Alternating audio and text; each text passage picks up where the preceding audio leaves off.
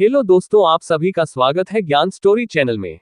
महाभारत एक ऐसा विषय माना जाता है जिसे ग्रहण करने वाले लोग प्रकृति, इंसानियत और सृष्टि के नियमों से सही तरह वाकिफ हो जाते हैं।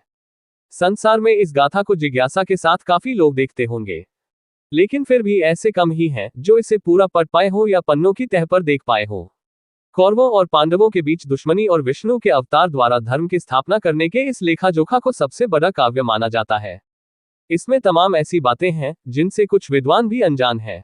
ज्यादातर लोगों को लगता है कि महाभारत वेदव्यास ने लिखी थी। ये पूरा सच नहीं है। वेदव्यास कोई नाम नहीं, बल्कि एक उपाधि थी जो वेदों का ज्ञान रखने वाले लोगों को दी जाती थी।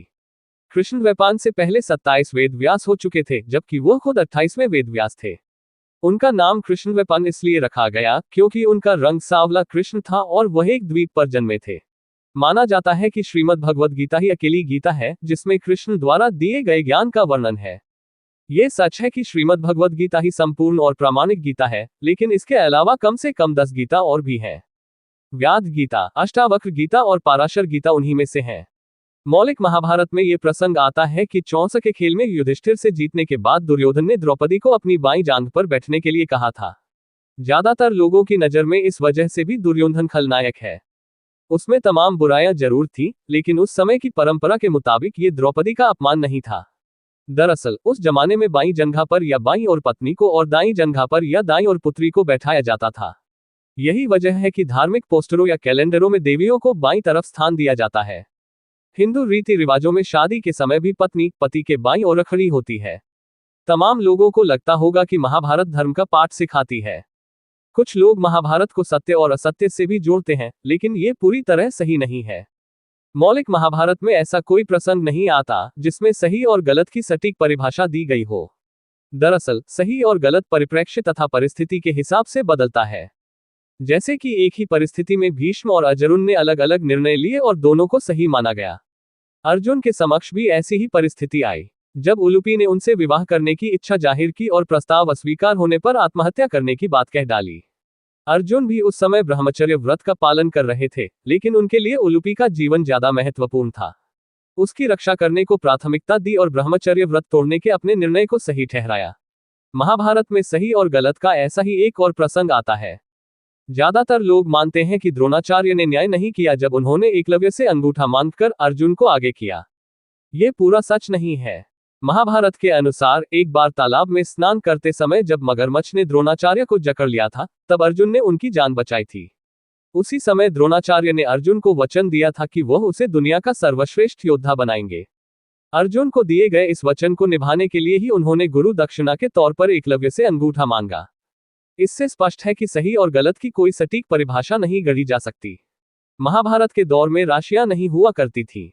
ज्योतिष 27 नक्षत्रों पर आधारित था, न कि 12 राशियों पर। नक्षत्रों में पहले स्थान पर रोहिणी था, न कि अश्विनी। जैसे जैसे समय गुजरा, विभिन्न सभ्यताओं ने ज्योतिष में प्रयोग किए और चंद्रमा और सूर्य के आधार पर राशियां बनाई। शकुनी ने जिस पासे से पांडवों को चौंस का खेल हराया था, कहते हैं उसके 4 पटल थे।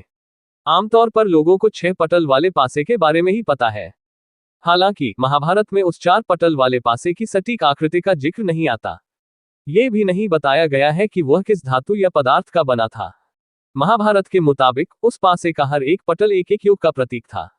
4 बिंदु वाले पटल का अर्थ सतयुग, 3 बिंदु वाले पटल का अर्थ त्रेतायुग, 2 बिंदु वाले पटल का द्वापर युग और 1 बिंदु वाले पटल का अर्थ कलियुग।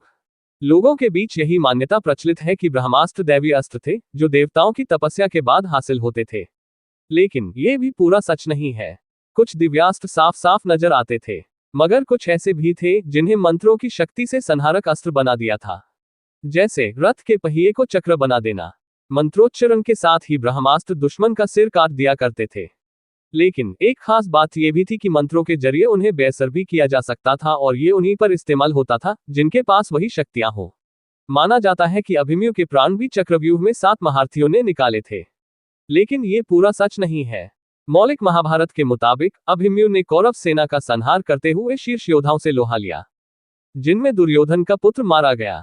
फिर चक्रव्यूह में मौजूद 7 महारथी निहत्थे हुए अभिमन्यु पर बुरी तरह टूट पड़े। इस दौरान दुशासन के पुत्र ने पीछे से अभिमन्यु के सिर पर गदा से वार कर हत्या कर दी। वेदव्यास की महाभारत को बेशक मौलिक माना जाता है, लेकिन वह 3 चरणों में लिखी गई। पहले चरण में 8,800 श्लोक, दूसरे चरण में 24,000 और तीसरे चरण में 1 लाख श्लोक लिखे गए।